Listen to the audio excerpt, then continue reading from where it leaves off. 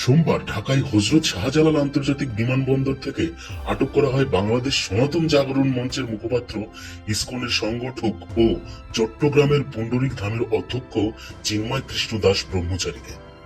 সেই গ্রেপ্তারকে কেন্দ্র করে বাংলাদেশে বিক্ষোভ আছড়ে পড়েছে। তার রেশ পড়েছে এপার বাংলাতেও। এদিন চিন্ময় কৃষ্ণের জামিনের আবেদন নামঞ্জুর করে কারাগারে পাঠানোর নির্দেশ দিয়েছে আদালত। আজ মঙ্গলবার দুপুরে চট্টগ্রাম মেট্রোপলিটন ম্যাজিস্ট্রেট কাজী শরীফুল ইসলাম শুনানি শেষে এই আদেশ দেন। আর হিন্দু সন্ন্যাসীর এই গ্রেপ্তারি নিয়ে ইউনূস সরকারকে হুঁশিয়ারি দিয়েছেন রাজ্যের বিরোধী দলনেতা শুভেন্দু অধিকারী। বাংলাদেশে হিন্দুদের অস্তিত্ব রক্ষার যে লড়াই চলছে তার প্রধান মুখ চিন্ময় কৃষ্ণ প্রভু, তাকে মৌলবাদী ডক্টর ইউনূসের সরকার একটু আগে গ্রেপ্তার করেছে। আমরা নিঃশর্ত মুক্তি দাবি করছি। মুক্তি না দিলে বাংলাদেশ ডেপুটি হাই কমিশনেও বিক্ষোভ হবে এবং বাংলাদেশ বর্ডারে সনাতনীরা ধ্বজ নিয়ে অবরোধ করবে।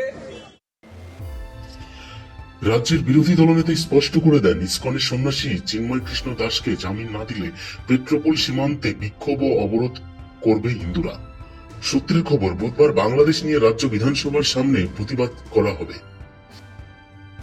বুধবার বাংলাদেশের ডেপুটি হাই কমিশন ঘেরাও করবে বলেও জানিয়েছেন শুভেন্দু অধিকারী। এই ঘটনায় রাষ্ট্রসংঘের হস্তক্ষেপ চেয়েছেন তিনি।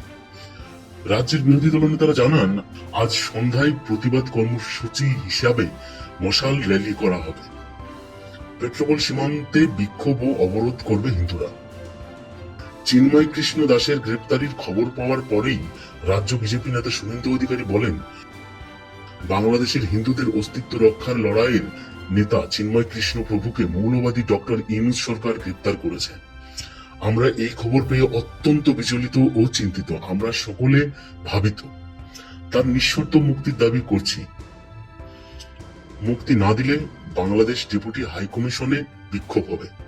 পাশাপাশি বাংলাদেশ সীমান্তে সনাতনীরা ধ্বজা নিয়ে অবরোধ করবে। বাংলাদেশে ভারত থেকে পশ্চিমবঙ্গ দিয়ে কোনো পরিষেবা নিতে দেব না। অবিলম্বে ইউনূস সরকারকে চিন্ময় কৃষ্ণ প্রভুকে মুক্তি দিতে হবে।